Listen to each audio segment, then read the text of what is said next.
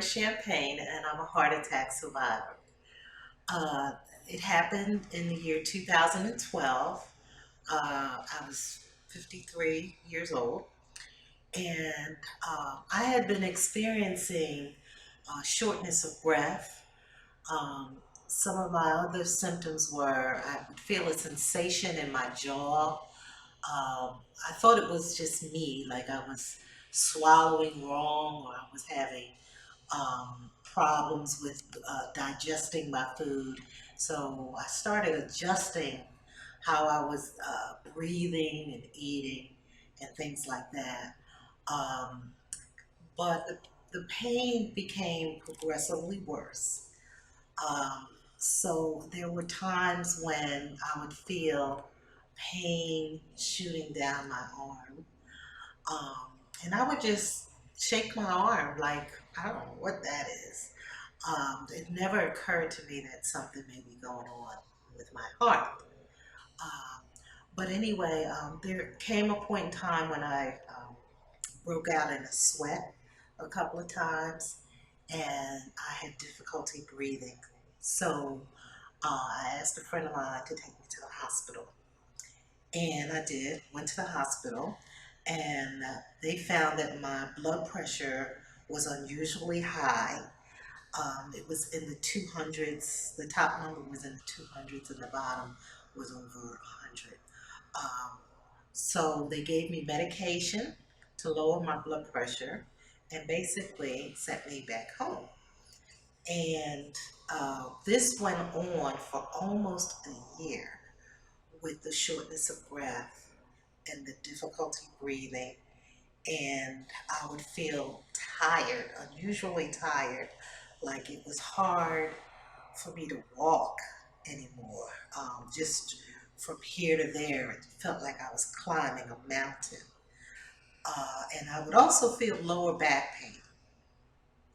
So I just went on. I went back to the hospital um, throughout the course of the year, back and forth. And each time I was sent home, I did have some tests. I had an EKG, which did not show anything. At one point, I had a stress test that did not show anything. So at my lowest point, I found myself on the floor. I could not breathe. I was in a public building, and I was on the floor gasping for air. I mean, not real deep breaths gasping, but I was basically sipping like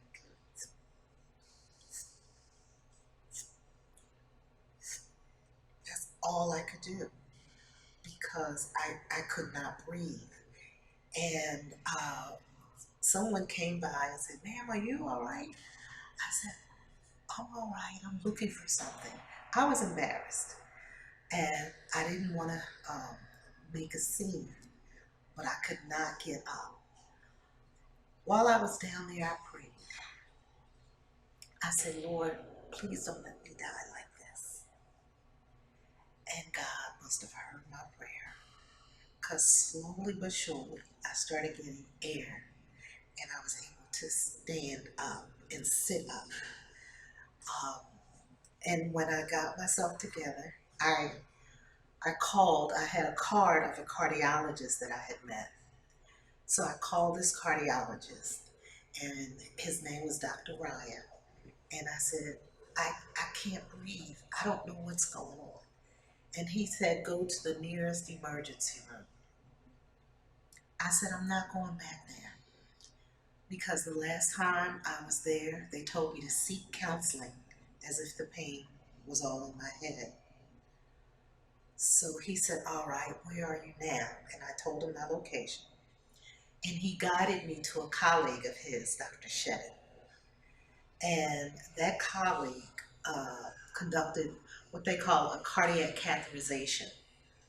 And as soon as he did that, they found that my main artery, which they call the LAD or the Widowmaker, where two arteries intersect, it was 99.9% blocked.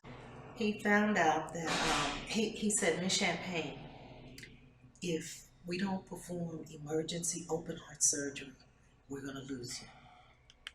And he said, and then when we do perform it, there's another 50% chance that we still may lose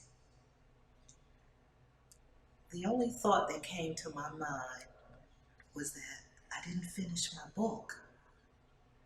That's the one thought I had, that I'm about to leave this earth without finishing something that God put in my heart to do.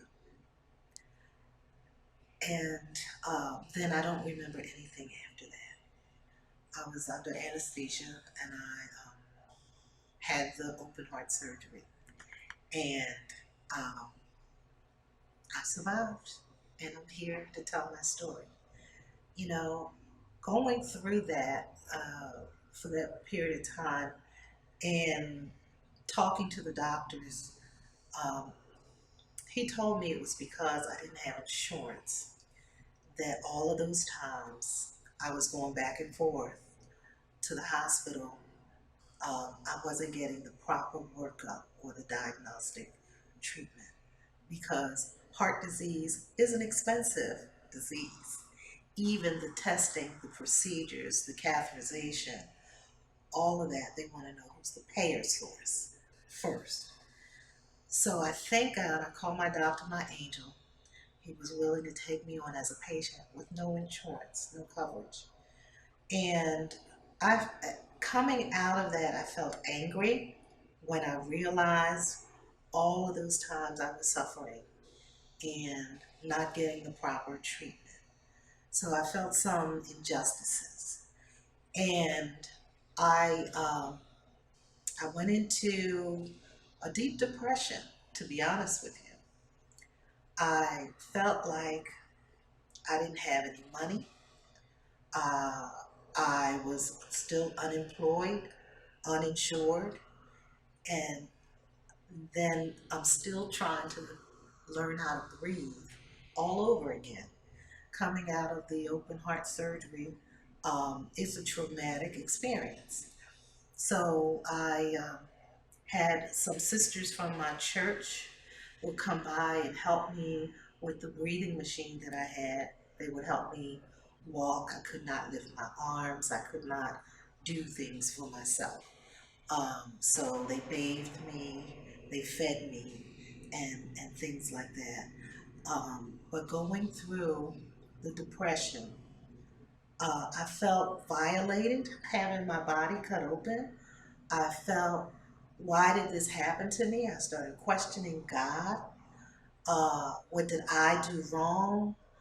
And I really felt like the part in the Bible where Job felt like cursing God and dying. And I said, God, why did you save me? I'm still here. Why did you save me? Look at me. I'm still unemployed. I don't have any money. I have medical bills now. And I really felt at that point I probably would have been better off dead. But God said for me to tell my story. And I have been telling my story. I've been speaking out about the injustices, the disparities in treatment. And I learned that my story was not unique. And it's not so much about being uninsured. You can be underinsured and not have enough coverage and not get the proper testing. So people are now coming to me with their stories. So I started the Open My Heart Foundation. It was based on my experiences with receiving treatment. I was unable to get cardiac rehab. I was told that I think it was like $8,000 to get it, and I didn't have enough coverage. I didn't have any coverage, so I had to learn how to rehab on my own at home. Throughout my journey, just want to back up a little bit. I received a visit from someone in the hospital, someone that went to my church. And she asked me, she told me about an organization called Women Heart. She was a part of Women Heart, and she had a similar story. She had heart disease, and she had to have open heart surgery. And she explained to me that Women Heart was a national coalition of women that support women with heart disease. And she asked me if I would be interested in being a part of Women Heart. I was like, sure, you know, um, because it sounded like a great organization. And so, even prior to that, when I was going to church and I was a part of a women's group called DDS, Discipleship for Sisters at First Baptist Church of Glenarden. And I would hear other people's testimonies of what God had done for them and things like that. And in class one night, I remember thinking to myself, blah, blah, blah.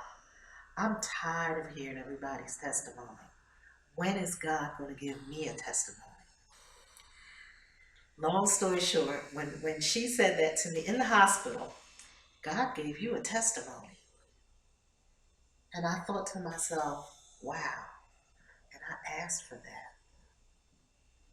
I asked God for a testimony like a week prior to my heart event. So be careful what you ask for. I became a part of Women Heart, and that same year, they flew me out to Minnesota, where we stayed at where the Mayo Clinic is, and all of the leaders in the industry of heart disease was there, and we received training for about a week on how to talk about our stories, how to facilitate support groups, and how to be a leader in the field of helping others with heart disease. So I thank God for that opportunity to tell my story because I didn't know how. I didn't know where to go, what to do. So then all of a sudden I had this platform of traveling, going places, sharing my story and things like that. And and I began to realize my story was a little bit different because um, as an African American woman, I still felt as though the disparities in treatment, that part was not being told. And I could talk about changing eating habits and things like that. But when you are face to face with a doctor or in the ER or a nurse, and they're looking at you and judging you whether or not how serious this situation is. You're kind of like in their hands and you walk away believing whatever it is you're told without questioning anything further. And that's how I felt. I felt like I have to believe them. They know what they're talking about. They are the experts. Something must be wrong with me in my mind for me to keep going back and forth. Um, but that wasn't true. We know our bodies, we know ourselves. So I've learned that, and I talk about the fact that sometimes we have to advocate for our own selves. We have to push the doctors a little bit. We have to say, I believe I'm having a heart attack, or is there any other test you can give me to make sure this is not heart related?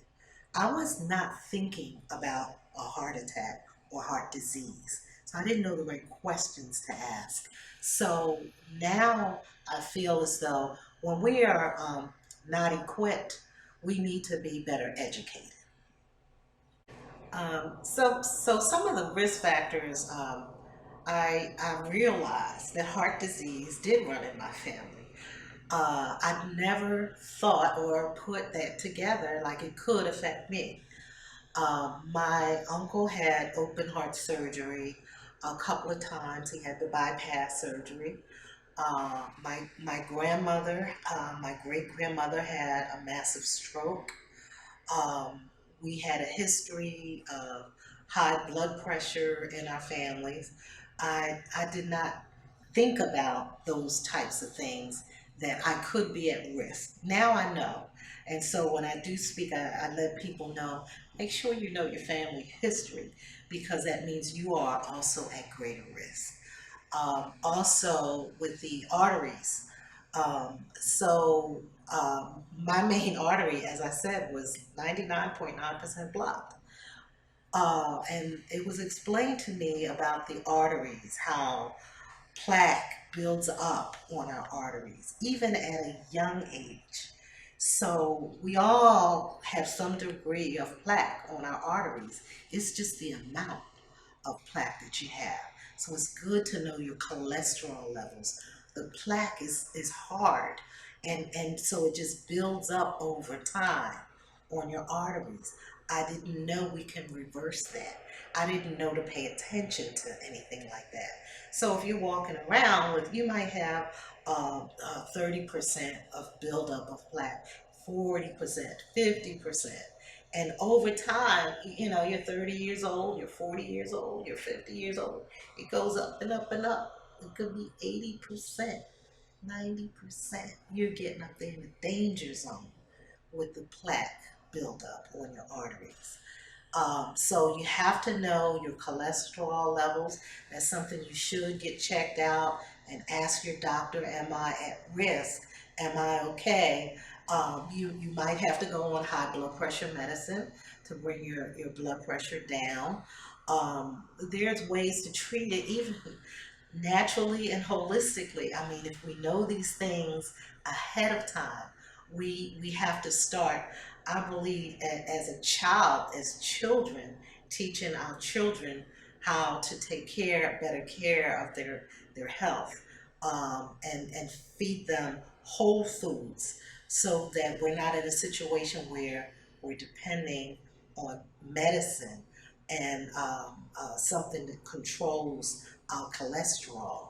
So those are important things now that I know. When you know better, you know better. And you could talk about it and educate others about it. Uh, so those are some of my uh, uh, risk factors, the hereditary factor. And then I felt as though I was eating healthy. I really did. But things that are high in cholesterol, you gotta pay attention to, like the fried foods, the fatty foods, the butter, the eggs, the whole milk. All of those things are high in cholesterol and just builds and builds and builds up over time. When you don't know, you don't know. But if you're not doing anything to combat that, you're not eating the roughage like you should. You're not doing the whole grains, the oats and the wheats and the legumes and the beans. You just have to pay attention to what we're putting in our bodies. So my family is full of good cooks. From the South, I mean, they really stick their feet in the food, so to speak. But eating like we're accustomed to eating, think about everything that goes in macaroni and cheese. Delicious. But if we are clogging our arteries all the time with those types of things, with 5 and 6 different cheeses in one serving, the butter that goes in there, everything about it is like a heart attack waiting to happen. And so now I've realized these things. Our families cook with a lot of pork and a lot of fat in the foods. So what I try to do now to stay healthy, I try to incorporate more fruits and vegetables into my diet. I started, when I did have a nurse. I was considered a charity case. So the hospital sent a nurse out to me, and she was also a dietitian. And she went through my refrigerator and she just started throwing everything out and my cupboards. And my family was there from Philadelphia helping to take care of me. And she educated us all on the proper things to eat and not to eat, and she broke it down as far as what's in foods and things like that. So I really felt like I had a second chance. This was an awakening. And I was like, well, where can I get some healthy food? When it was all said and done, I had to eat, and I didn't, I wanted to eat something healthy. So I could not figure out where to get started. So I looked on the internet and I did a search for healthy foods in my area, and I found a place called Everlasting Life. It's a vegan restaurant, and I sent my son there for some food for me for a meal.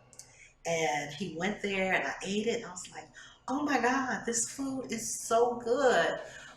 What in the world? And I didn't know nothing was made with animal products. It was all plant based, and it was so good. So I started incorporating more of a plant based diet in my diet. Um, I really, really love their kale salad. So I started making my own version of a kale salad. And so now I'm known for my kale salads. And other things I started eating more of is like salmon. So I started grilling the salmon, and I like to make it smoked. So I incorporate these things in my diet now. I make it fun with some cranberries in the salad, some carrots. Sometimes I use a little ginger, a little toasted sesame oil, things that make it a little bit nutty. You can put pumpkin seeds, sunflower seeds in it.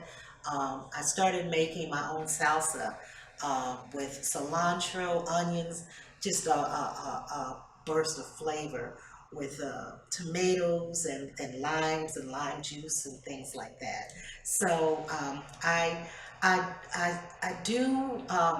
I'm not a big exercise person, but I do walk, and I did. One time, my cardiologist told me I should get a dog, be, uh, because it helps lower your blood pressure. And I did, and I prayed about it. And I said, oh gosh, what kind of dog? I really thought that was a great idea. And long story short, I got a dog, a little dog, a Bichon. He is so adorable. Someone gifted him to me. And I go for walks now. And when I breathe deeply because I can't, and it makes me remember the fact that there was a time I couldn't breathe. So I go for the walks. I do yoga. I incorporated that into my um, daily routine as much as I can.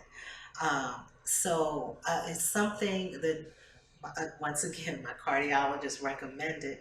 However, it's very, very calming, and it helps to keep you centered, and it helps not only stretch the body, but it helps you in your psyche. They talk about the chakras and the different parts of the body that you're leaning into and that you're breathing into, you're opening up and things like that. So that's very, very beneficial for not just heart attack survivors, but anyone, to keep yourself balanced and centered. So with the Open My Heart Foundation, we do support groups every second to Thursday of the month at the Gateway Village. It's a senior apartment building. And that is a place, as a social worker, I started going there helping seniors, and by providing healthcare professionals, Department of Aging. We talk about our conditions. We have We may have a pharmacist. So different people in the healthcare industry or in the aging industry come out, educate us. We talk about things we go through. I even have my yoga instructor come out and do some stretching.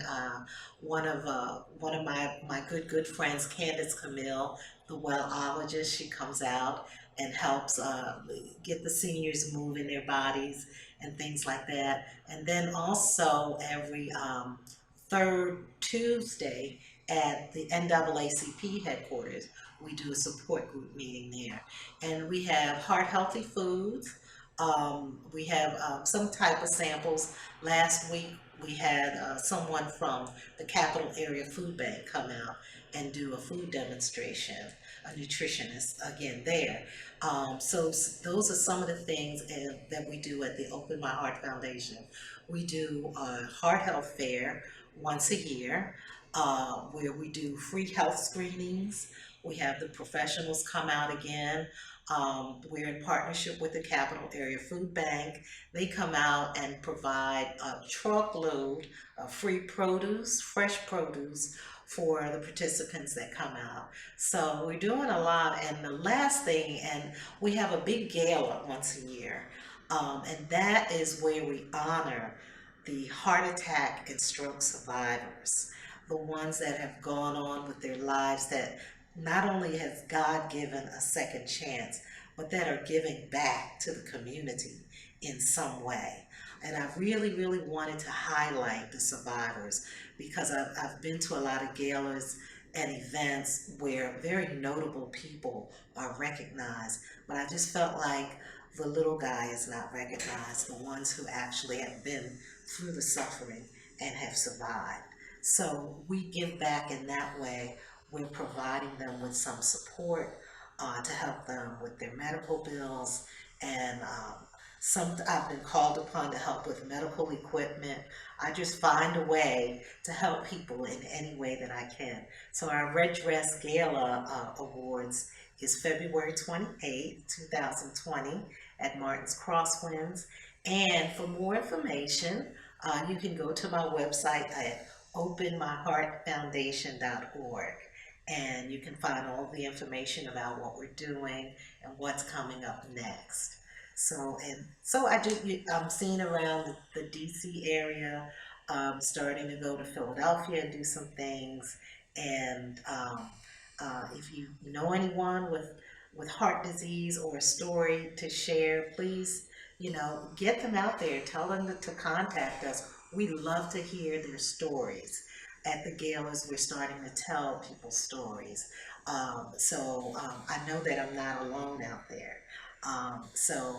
It's a great opportunity to talk about some changes that may need to be made and how you might be able to help someone else. Okay, so in closing, I'd like to say know your numbers, know your blood pressure levels, know your cholesterol levels, write them down because it's important to know that information. When you don't know, you don't know. Um, and also, don't wait until you're at the end of your life to start living your life. Like I said, the only thought I had was I didn't finish my book. As I recovered, I finished my book. And I have it with me here today. And it is Inez's granddaughter. And I had been journaling for over 20 years. And I had all of these stories inside of me. And I felt like I was about to leave this earth without telling my story. God spared my life and I was able to complete my book. And I will be launching my second book very, very shortly for the gala. My name is Florence Champagne. I am a heart attack survivor and I'm a heart attack warrior out there helping other people to tell their story and to advocate for others in the heart health field.